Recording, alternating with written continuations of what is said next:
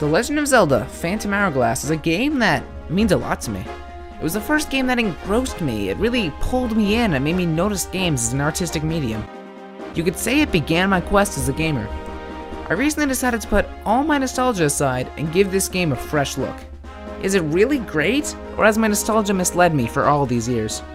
This is my review of The Legend of Zelda: Phantom Hourglass. As you can probably tell from the art style, Phantom Hourglass is a sequel to The Legend of Zelda: The Wind Waker, and the game goes as far as to summarize Wind Waker's story in its introduction. The game takes place in a brand new, unexplored world as Link tracks down the Ghost Ship, the cursed vessel that's responsible for Tetra's disappearance. You're introduced to a cast of brand new characters as well as the familiar pirate crew, who all have their own personal goals and personalities. I adore these characters. Every single one has a unique, charming personality and atmosphere. And as you'd expect, the main characters are the strongest, but there's a surprising amount of detail in the supporting cast. This plot may not push the Zelda franchise into new territory, but it's very entertaining nonetheless, in large part due to just how good these characters are. As much as it seems to borrow from other games, Phantom Hourglass definitely has its own identity, some of which comes from how defined and unique these characters are. And it's a very character-driven plot, and what really makes your relationship with all of these different NPCs great is that it's never hard to see how each and every single one has a role, not just to the plot, but on their home island. Especially in the game's second half, you can see communities forming on each of the islands in the game, and that really fleshes out the world as a whole. Having such a connected, consistent world made its inhabitants make sense and be more relatable, and this is yet another thing that adds to the character's charm.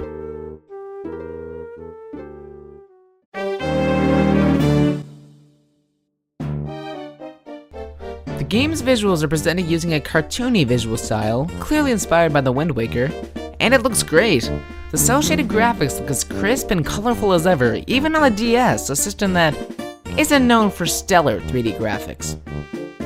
That said, when you're looking at the models close up, like during a cutscene, the DS's limited horsepower really starts to show. However, the system's small screen size does wonders to make up for this.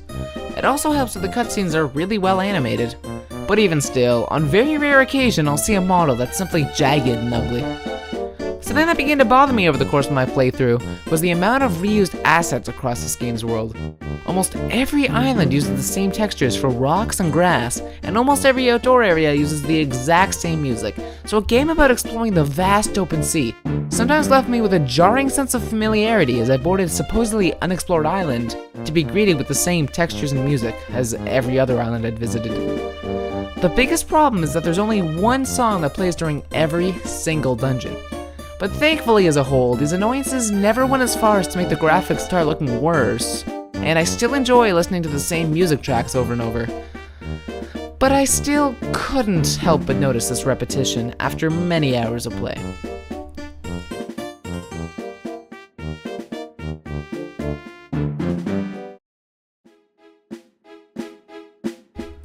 Phantom Hourglass was clearly designed from the ground up for the DS, and manages to tie just about every mechanic in the game to a unique feature of the hardware. Because of this, the game's mechanics all make sense together, even when it introduces a new gimmick that's only used once. What I find most interesting about the game's design is the fact that it's entirely played with the touchscreen. There are a few menu shortcuts bound to the buttons, but you can play through the entire game without making a single button press. This means that you control your character by touching the screen in the desired direction, and you control items by tapping the little icon in the corner of the screen. It sounds like a horrible way to play a game, but in practice feels precise and intuitive, and I was surprised at how little my hand obstructed the screen as I dragged the stylus everywhere. The sword combat is a bit more complex. You have three main sword attacks. The first is performed by tapping on an enemy, the second with a swipe in front of your character, and the final one is the iconic spin attack, unleashed by quickly drawing a circle around your character. The combat flows well, and each move, especially the spin attack, feels satisfying to pull off, like you've really unleashed something powerful with your skills, even though you're just swiping a stylus on a screen. That said, I killed most enemies just by tapping on them, so the game relies on things like enemy variety to keep it from feeling repetitive.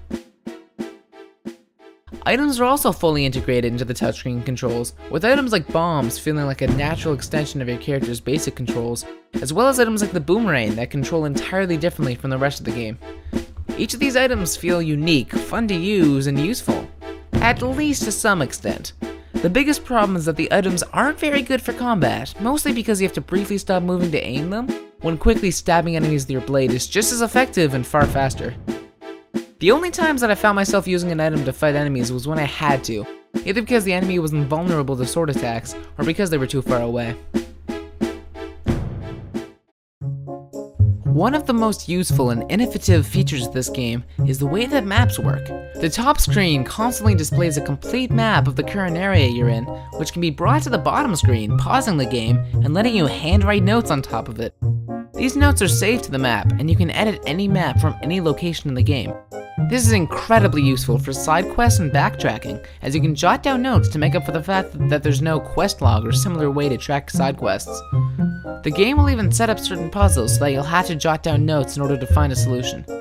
It seems like a small addition, but I found myself missing it when I played other Zelda games, especially the Wind Waker. I'd love to see Nintendo use the Wii U gamepad to put this feature in the upcoming Zelda for Wii U, but I digress.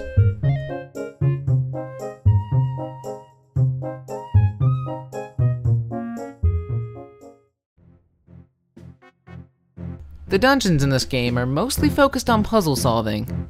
However, there's still a good amount of combat to keep things interesting and to keep things from getting too slow. It's also worth noting that the dungeons are quite short. Thankfully, most of them come to a satisfying conclusion that kept me from wishing they were longer. The bosses in the second half of the game are spectacular, making full use of your items as well as both screens on the DS, and they're easily some of the best moments of the game. That said, the early bosses are a little weird and, while kinda fun, are just too gimmicky and simple. The puzzles themselves, especially those involving the use of items, are masterfully designed. Both in and out of dungeons, there's a great mix of open-ended, exploration-based puzzles and smaller, more linear problems to overcome. It's nothing revolutionary, but I thought that some of them, especially the hidden ones, were really creative. These puzzles also work very well as tutorials. I often noticed the game taught me how to use my abilities and items naturally through level design, but still wasn't afraid to make things more difficult later on. This kept the puzzles consistently satisfying. Phantom Hourglass is comprised of 7 dungeons in total, with interesting and varied overworld challenges to overcome in between each of them. This is very typical pacing for a Zelda game, but that's actually not a bad thing, as it works well here, even considering that this is a game on a mobile platform. All that said, this game brings a new twist to the tried and true formula. This time around, there's an additional obstacle to face in between dungeons. To obtain a clue vital to the next section of the story, you must venture into the Temple of the Ocean King, a daunting palace that seemingly never ends. Each time you enter the temple, you'll have to make use of all the items you've obtained and use them together to progress. But it's not quite that simple, as there are a few mechanics here that are exclusive to the temple. Firstly, it's built around a time limit. Your Phantom Hourglass ticks down while you're in the temple unless you stand in the purple safe zones. Being someone who freaks out about time limits, I found the temple a little bit stressful at first, scared to leave the safe zones for more than a few seconds at a time. Once I got over my annoyance with time limits in general, I came to realize that this is actually a very well implemented and designed use of a timer. The safe zones work well with the game's map drawing, meaning that you can sit in a safe zone and plan your strategy before trying to progress. And even without the safe zones, the game doesn't use the time limit as a threat by giving you a small amount of time. Instead, it uses the time limit to create a sense of urgency, as the time limit is long enough that you shouldn't really be at risk of running out, but you still can't afford to sit around and do nothing. It's clear that the temple is supposed to be a creepy, tense place, and I totally got that feeling from the game. The other unique challenge of the temple comes from the guards that patrol it. Replacing regular enemies are phantoms, undefeatable guards that follow a set route through the hallways. While their exact path isn't told to you, you can see their position in line of sight in your map, meaning that you'll have to observe their behavior and work around it. It becomes a bit of a stealth game as you avoid their line of sight, running from safe zone to safe zone where they can't see you. If you're hit by one of them, you lose time and are sent to the start of that floor. You don't lose any progress on the floor's puzzles, but lost time quickly adds up, so these phantoms are truly dangerous. During the first half of the game, I enjoyed revisiting the temple, though it's a drag to have to replay each floor before you can go deeper. There's some satisfaction in using new items you found to find shortcuts, but over the course of the game, it's just started to feel like work, largely because of how many times I'd visited each floor. You'll only have to visit each floor maybe 2 or 3 times in total, but it just made me jaded and not want to like the temple. But as important as monsters and dungeons are, this game is themed around the Great Sea, and you'll spend plenty of time sailing it to get through this game. But don't worry if you think that Linebeck's ship is ugly. You can customize your boat with a huge number of parts, and even though mixing and matching parts results in some cool looking ships, you can upgrade your ship's total health by finding similar parts. Unfortunately, the actual sailing isn't as deep. Unlike the Wind Waker, you don't directly control your ship. Instead, you draw a path to your destination and watch your ship sail from point A to point B. It's a cool application of the touchscreen controls, but the novelty wears off pretty quickly. It's not quite as boring as it sounds, but especially late in the game, sailing can feel like a drag. The game tries to keep your attention with occasional enemies that attack your ship and sea traps to jump over, but these are very few and far between, and I found them pretty annoying, even if the cannon's a lot of fun to fire. Fortunately, you aren't just sailing through an empty world. Even though there aren't many ships sailing alongside you, the world feels alive and busy as there's always something happening on each island. In fact, there's not a single moment in the game's plot where you can't find something to do other than the main quest. There's an abundance of bonus content in addition to the lengthy main game, with many rewards that make your hero more powerful. The world feels well realized and rewarding to explore, even if the sailing gets a little tedious after a while. The Legend of Zelda: Phantom Hourglass is no short of magnificent. I can't put my finger on exactly why, but I can't stop feeling that everything in this game is inspired and fully realized, and it's just as irresistibly charming. I almost have a never-ending stream of praise for this game. The tight, creative mechanics, large amounts of content, and masterful level design make this an exceptional experience. A few tediums and some repetitive music here and there bugged me, but these issues are the result of me desperately trying to nitpick a game so close to my heart.